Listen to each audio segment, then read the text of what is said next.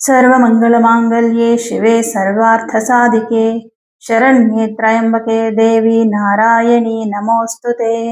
ॐ ह्रीं दुं दुर्गायै नमः। ಓಂ ಶ್ರೀ ಗುರುಭ್ಯೋ ನಮಃ. ನಮ್ಮ ಯೂಟ್ಯೂಬ್ ವಾಹಿನಿಯ ಸಮಸ್ತ ವೀಕ್ಷಕರಿಗೆ ನಿಮ್ಮ ನೇತ್ರಾವತಿ ಮಾಡುವ ನಮಸ್ಕಾರಗಳು.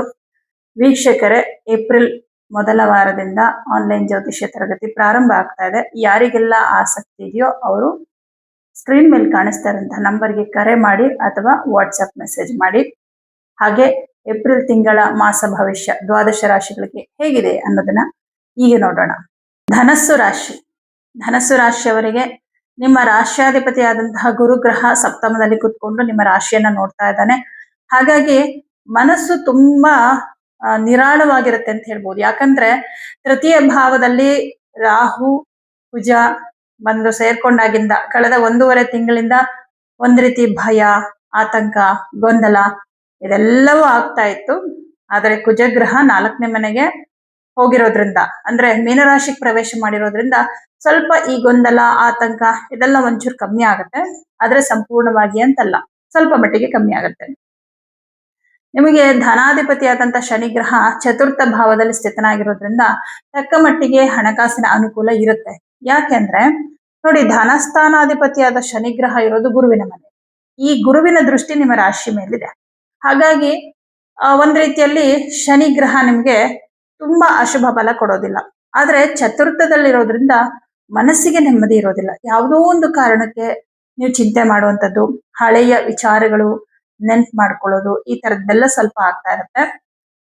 ಮತ್ತೆ ಈ ತಿಂಗಳಲ್ಲಿ ಮುಖ್ಯವಾಗಿ ಕುಜನ ಜೊತೆಯಲ್ಲಿ ಶನಿ, ಬುಧ ಕೂಡ ಇರ್ತಾನೆ.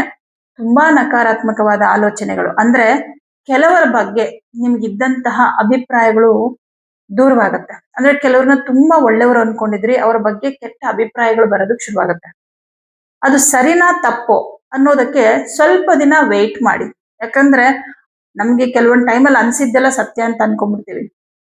ಅಲ್ಲ, ಕೆಲವೊಂದ್ಸಲ ತಪ್ಪಾಗಿ ಕೂಡ ನಾವು ಅರ್ಥೈಸ್ಕೋಬಹುದು, ತಪ್ಪಾಗಿ ಕೂಡ ತಿಳ್ಕೊಬಹುದು. ಕೆಲವು ವ್ಯಕ್ತಿಗಳ ಬಗ್ಗೆ ನಮ್ಗೆ ಕನ್ಫ್ಯೂಸ್ ಆಗ್ಬೋದು, ಅವರ ಸ್ವಭಾವದ ಬಗ್ಗೆ. ಕೆಲವರು ಹೇಗಿರ್ತಾರಂದ್ರೆ ಮೇಲ್ನೋಟಕ್ಕೆ ಬಹಳ ಒಳ್ಳೆಯವರು, ಅಂದ್ರೆ ತುಂಬಾ ದೈವ ಭಕ್ತಿ ಇರುತ್ತೆ, ಪೂಜೆ ಮಾಡ್ತಾರೆ, ಎಲ್ಲ ಮಾಡ್ತಾರೆ. ಬಟ್ ಅವ್ರು ಆಡೋ ಮಾತುಗಳಿಗೆ, ಅವ್ರು ನಡ್ಕೊಳ್ಳೋ ರೀತಿಗೂ ಸಂಬಂಧನೇ ಇರಲ್ಲ. ಅವ್ರು ಒಳ್ಳೆಯವರ ಕೆಟ್ಟವರ ಅಂತ ಜಡ್ಜ್ ಮಾಡಕ್ಕೆ ಆಗಲ್ಲ. ಕೆಟ್ಟವರು ಅನ್ಕೊಳ್ಳೋಣ ಅಂದ್ರೆ ಇಲ್ಲಪ್ಪ ಅಷ್ಟೊಂದು ದೈವ ಭಕ್ತಿ ಇದೆ, ಹೇಗೆ ಕೆಟ್ಟವ್ರು ಆಗ್ತಾರೆ ಅನ್ಸುತ್ತೆ. ಒಳ್ಳೆಯವರು ಅನ್ಕೊಳ್ಳೋದಕ್ಕೆ ಇವ್ರು ಹೀಗೆಲ್ಲ ಮಾತಾಡ್ತಾರೆ, ಹೇಗೆ ಒಳ್ಳೆಯವರು ಅನ್ಸುತ್ತೆ. ಆದ್ರೆ ಒಂದು ಅರ್ಥ ಮಾಡ್ಕೋಬೇಕು, ನಡೆ ಮತ್ತು ಯೋಚನೆ ಎರಡು ಒಂದೇ ತರ ಇರಬೇಕು ಅಂತೇನಿಲ್ಲ. ಕೆಲವರು ಆಚಾರಗಳಲ್ಲಿ ತುಂಬಾ ಪರ್ಫೆಕ್ಟ್ ಆಗಿರ್ತಾರೆ, ಆದರೆ ಆಂತರಿಕವಾಗಿ ಅವ್ರು ಪರ್ಫೆಕ್ಟ್ ಆಗಿದ್ದಾರೆ ಅಂತ ಹೇಳಕ್ಕಾಗಲ್ಲ. ಯಾಕೆಂದ್ರೆ ಮನಸ್ಸು ಬೇರೆ, ವ್ಯಕ್ತಿ ಬೇರೆ. ವ್ಯಕ್ತಿಗತವಾಗಿ ನಾವು ಒಳ್ಳೆಯವರೇ, ಆದ್ರೆ ಮನಸ್ಸಿನಲ್ಲಿ ಏನ್ ಬೇಕಾದ್ರೂ ಮೂಡ್ಬೋದಲ್ಲ, ಕೆಟ್ಟ ಭಾವನೆ ಕೂಡ ಮೂಡ್ಬೋದಲ್ಲ. ಮನಸ್ಸು ಗಾಳಿಗಿಂತ ವೇಗವಾದದ್ದು. ಹಾಗಾಗಿ ಯೋಚನೆ ಮಾಡುವ ರೀತಿ ಮನಸ್ಸಿನ ಮೇಲೆ ಡಿಪೆಂಡ್ ಆಗಿರುತ್ತೆ. ಪ್ರತಿಯೊಂದನ್ನು ಪ್ರತಿಯೊಬ್ರು ಒಂದೇ ತರ ನೋಡ್ಬೇಕು ಅಂತೇನಿಲ್ಲ. ಹಾಗಾಗಿ ಏನೋ ಅವ್ರ ಬಗ್ಗೆ ಅನ್ಸಿದ ತಕ್ಷಣ ಇವ್ರು ಕೆಟ್ಟವರು ಅಂತ ಜಡ್ಜ್ ಮಾಡಕ್ ಹೋಗ್ಬೇಡಿ. ಇನ್ನು ಧನಸ್ಥಾನಾಧಿಪತಿ ಶನಿಗ್ರಹ 4ನೇ ಮನೇಲಿರೋದ್ರಿಂದ ಯಾರ್ಯಾರೆಲ್ಲ ಸ್ವಂತ ಉದ್ಯೋಗ ಮಾಡ್ತಾ ಇದ್ದೀರಾ, ಉದ್ಯೋಗದಲ್ಲಿ ವ್ಯಾಪಾರದಲ್ಲಿ ಅಭಿವೃದ್ಧಿ ಚೆನ್ನಾಗಿದೆ. ಯಾಕಂದ್ರೆ ನಿಮಗೆ ಭಾಗ್ಯಾಧಿಪತಿ ಸೂರ್ಯನು 4ಥದಲ್ಲಿರ್ತಾನೆ, ಆಮೇಲೆ ಪಂಚಮಕ್ಕೆ ಹೋಗ್ತಾನೆ, ಶುಭ ಫಲವನ್ನೇ ಕೊಡ್ತಾನೆ. ಇನ್ನು ಲಾಭಾಧಿಪತಿ ಶುಕ್ರಗ್ರಹ 5ಮದಲ್ಲಿ ಕೂತ್ಕೊಂಡು ಲಾಭಸ್ಥಾನವನ್ನೇ ನೋಡ್ತಾ ಇರೋದ್ರಿಂದ ವ್ಯಾಪಾರ ವ್ಯವಹಾರದಲ್ಲಿ ಅಭಿವೃದ್ಧಿ ಚೆನ್ನಾಗಿದೆ, ಹಣಕಾಸಿನ ವಿಷಯದಲ್ಲಿ ಚೆನ್ನಾಗಿದೆ.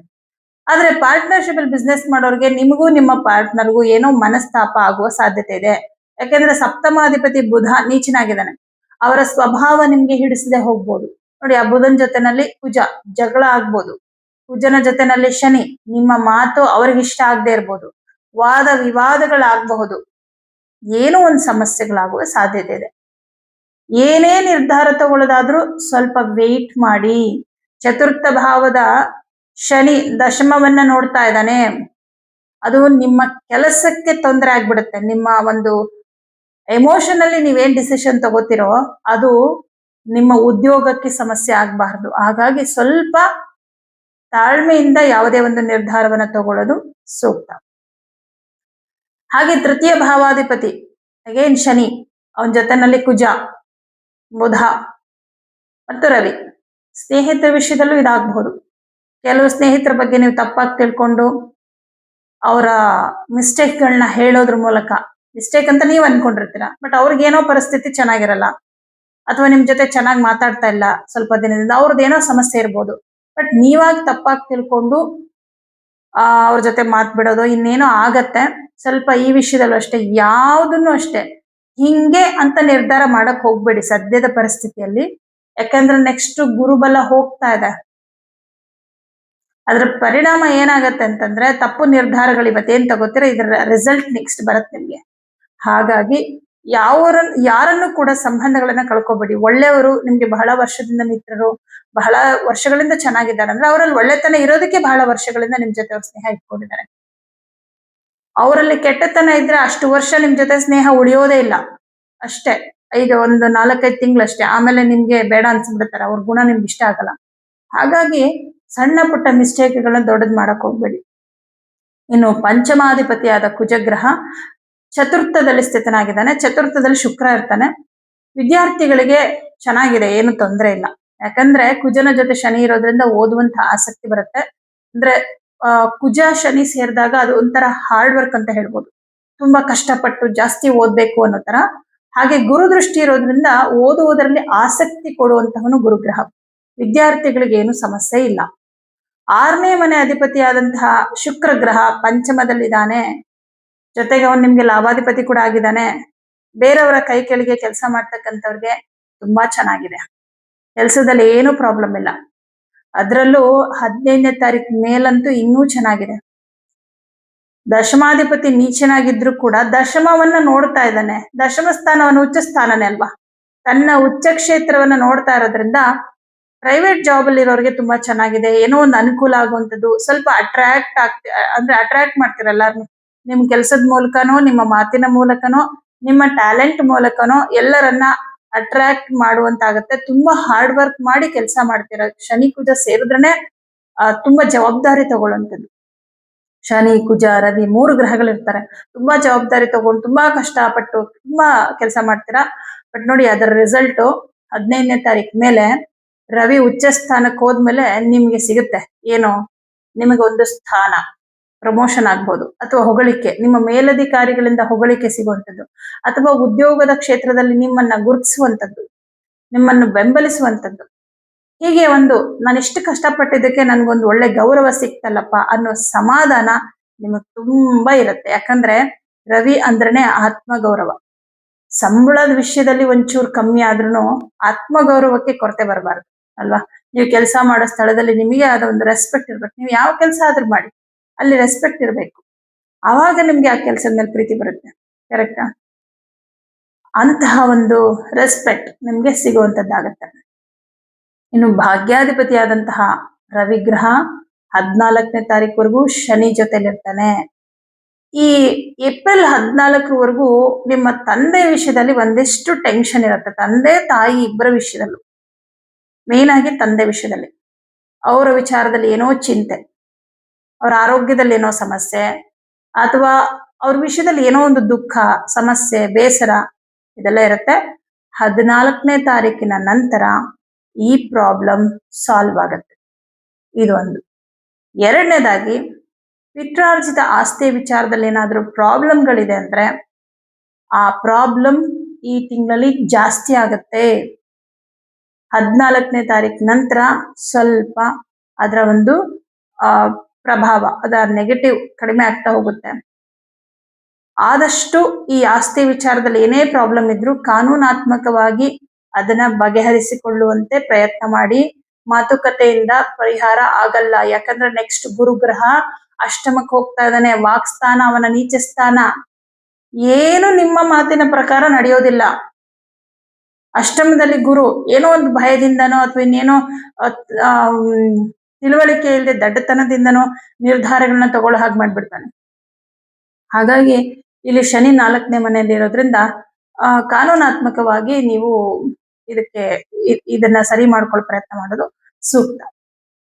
ಮತ್ತೆ ಈ ತಿಂಗಳಲ್ಲಿ ವಿಶೇಷ ಅನ್ನೋದಾದ್ರೆ ವಿದೇಶಕ್ಕೆ ಹೋಗ್ಬೇಕು ಅಂತ ಅನ್ಕೊಂಡಿರೋರ್ಗೆ ಪ್ರಯತ್ನ ಮಾಡಿ, ಬಟ್ ಸಿಗುವ ಸೂಚನೆಗಳು ಕಂಡು ಬರುತ್ತೆ. ಇದೇ ತಿಂಗಳಲ್ಲಿ ವಿದೇಶಕ್ಕೆ ಹೋಗೋ ಅವಕಾಶ ಸಿಗತ್ತೆ ಅಂತ ಹೇಳಕ್ಕಾಗಲ್ಲ. ಇನ್ನೇನ್ ಸಿಕ್ಬಿಡುತ್ತೆ, ಸಿಕ್ಕಿದೆ, ಇಷ್ಟು ದಿನ ಆದ್ಮೇಲೆ ಹೋಗ್ಬೇಕು, ಈ ತರ ಅನುಕೂಲ ಆಗುತ್ತೆ. ಯಾಕಂದ್ರೆ 12ನೇ ಮನೆ ಅಧಿಪತಿ 4ನೇ ಮನೆಯಲ್ಲಿದ್ರೆ ಅದು ವಿದೇಶದಲ್ಲಿ ವಾಸ ಮಾಡುವಂತದ್ದನ್ನ ತೋರಿಸುತ್ತೆ. ಆದ್ರೆ ಶನಿ ಕುಜ ಇವರ ಕಾಂಬಿನೇಷನ್ ಕೆಲವು ಅಶುಭ ಫಲಗಳನ್ನು ಉಂಟು ಮಾಡುತ್ತೆ. ಏನಂದ್ರೆ ನಿಮ್ಮ ಮನಸ್ಸಿನಲ್ಲಿದ್ದಂತಹ ಕೋಪ, ದ್ವೇಷ ಇದನ್ನೆಲ್ಲ ಹೊರಗಡೆ ಹಾಕೋ ಟೈಮ್. ಈ ಶನಿ ಏನ್ ಮಾಡ್ತಾನೆ ಅಂದ್ರೆ ಕೋಪ, ಸಿಟ್ಟು ಎಲ್ಲವನ್ನ ನಿಮ್ ಒಳಗಡೆ ಸ್ಟೋರ್ ಮಾಡ್ತಾ ಹೋಗ್ತಾನೆ. ಎಷ್ಟ್ ನೆಗೆಟಿವ್ ಅಂದ್ರೆ ಇದು, ಅವ್ರು ತುಂಬಾ ಸಹಿಸ್ಕೊಂಡ್ ಕೆಲವ್ರು ನೋಡಿ, ಕೆಲವು ಸ್ತ್ರೀಯರು ತುಂಬಾ ದುಃಖ ಕಷ್ಟಗಳನ್ನ ಸಹಿಸ್ಕೊಂಡು ಅದರಿಂದನೇ ಅವ್ರಿಗೆ ಹೆಲ್ತ್ ಇಶ್ಯೂಸ್ ಬಂದ್ಬಿಡುತ್ತೆ. ತುಂಬಾ ಸಹಿಸ್ಕೊಳ್ಳೋದು ತಪ್ಪು. ಬಟ್ ಅದನ್ನ ಹೆಂಗ್ ಹೊರಗಡೆ ಹಾಕ್ಬೇಕು? ಇಲ್ಲ ದೇವ್ರ ಮುಂದೆ ಕೂತ್ಕೊಂಡು ಹೊರಗಡೆ ಹಾಕ್ಬಿಡ್ಬೇಕು. ಇಲ್ಲ ನಿಮ್ಗೆ ಯಾರು ನಿಮಗ್ ಬೇಜಾರು ಮಾಡ್ತಿದಾರೆ ಅವ್ರ ಹತ್ರ ವಾಪಸ್ ನೀವು ಮಾತಾಡಿ ಕ್ಲಿಯರ್ ಮಾಡ್ಕೊಂಡ್ಬಿಡ್ಬೇಕು. ನೀವೆಲ್ಲಾನು ಅದ್ಮಿಟ್ಕೊಂಡು ಈ ಕಡೆ ಹೊರಗಡೆ ಅಳೋದು ಇಲ್ಲ, ತೋರ್ಸ್ಕೊಳ್ಳೋದು ಇಲ್ಲ. ಅದೇನಾಗತ್ತೆ ಅಂದ್ರೆ ಕಂಪ್ಲೀಟ್ ನಮ್ಮ ಮನಸ್ಥಿತಿಯನ್ನು ಹಾಳು ಮಾಡ್ಬಿಡುತ್ತೆ. ಆ ತರ ನೀವ್ ಏನೇನು ಮನ್ಸಲ್ಲಿ ಇಟ್ಕೊಂಡಿದ್ರೆ ಅದನ್ನೆಲ್ಲ ಹೊರಗಡೆ ಹಾಕ್ಬಿಟ್ಟು ಕೆಲವ್ರ ಜೊತೆ ಜಗಳಗಳು ಮಾಡಬಹುದು, ವಾದನೂ ಮಾಡ್ಬೋದು, ಆ ತರದ್ದಾಗತ್ತೆ. ಬಟ್ ಏನಾದ್ರೂ ಫೈನಲ್ ಆಗಿ ಕ್ಲಿಯರ್ ಮಾಡ್ಕೊಳ್ಳಿ ಇಷ್ಟೇ. ಹೊಸದಾಗಿ ಏನೋ ಕ್ರಿಯೇಟ್ ಮಾಡ್ಕೋಬೇಡಿ. ಜಗಳ ಆಗ್ಲಿ, ಮನಸ್ತಾಪ ಆಗ್ಲಿ, ಏನು ಹೊಸದಾಗಿ ಕ್ರಿಯೇಟ್ ಮಾಡ್ಕೋಬೇಡಿ. ಇರೋ ಪ್ರಾಬ್ಲಮ್ನ ಕ್ಲಿಯರ್ ಮಾಡ್ಕೊಳ್ಳಿ. ಹೊಸ ಪ್ರಾಬ್ಲಮ್ನ ಶುರು ಮಾಡ್ಕೋಬೇಡಿ. ನಾನು ಹೇಳ್ದೆ, ಕೆಲವ್ರ ಬಗ್ಗೆ ತಪ್ಪಾಗಿ ತಿಳ್ಕೊಂಡು ದೂರ ಮಾಡ್ಕೊಳ್ಳೋದು, ಈ ತರದ್ದು ಏನು ಮಾಡಕ್ ಹೋಗ್ಬೇಡಿ. ಚೆನ್ನಾಗಿದೆ ಈ ತಿಂಗಳು. ಕೆಲವು ಶುಭ ಅಶುಭ ಎರಡೂ ಇದೆ. ಬಟ್ ಉದ್ಯೋಗದಲ್ಲಿ, ಹಣಕಾಸಿನ ವಿಷಯದಲ್ಲಿ ಮಾತ್ರ ತುಂಬಾ ಚೆನ್ನಾಗಿದೆ. ಬೇರೆ ಸಾಂಸಾರಿಕ ಜೀವನದ ವಿಷಯದಲ್ಲೆಲ್ಲ ಒಂದಿಷ್ಟು ಸಮಸ್ಯೆಗಳಿದೆ. ತಂದೆ ವಿಷಯದಲ್ಲಿ ಟೆನ್ಷನ್, ಆಸ್ತಿ ವಿಷಯದಲ್ಲಿ ಟೆನ್ಷನ್, ಕುಟುಂಬದವ್ರ ಜೊತೆ ಮನಸ್ತಾಪ, ಇದೆಲ್ಲ ಸಣ್ಣ ಪುಟ್ಟದ ಇದ್ದೇ ಇರುತ್ತೆ. ಬಟ್ ಅದಕ್ಕೆ ಪರಿಹಾರ ಏನ್ ಮಾಡ್ಬೇಕು ಅಂದ್ರೆ, ಮೊದಲನೇ ಪರಿಹಾರ, ಪ್ರತಿ ಗುರುವಾರ ಕಡಲೆಬೇಳೆ ಮತ್ತು ತೊಗರಿಬೇಳೆ ಅಕ್ಕಿ ದಾನ ಮಾಡಿ. ಅಕ್ಕಿ ದಾನ ಮಾಡೋದ್ರಿಂದ ಮನಸ್ಸಿನಲ್ಲಿ ಶಾಂತಿ ನೆಲೆಸುತ್ತೆ. ಹಾಗೆ ಹನುಮಾನ್ ಚಾಲಿಸ ಮಂತ್ರವನ್ನ ಪ್ರತಿದಿನ ಹೇಳ್ಕೊಳ್ಳಿ, ಒಳ್ಳೇದಾಗತ್ತೆ. ಎಲ್ಲರಿಗೂ ಶುಭವಾಗಲಿ.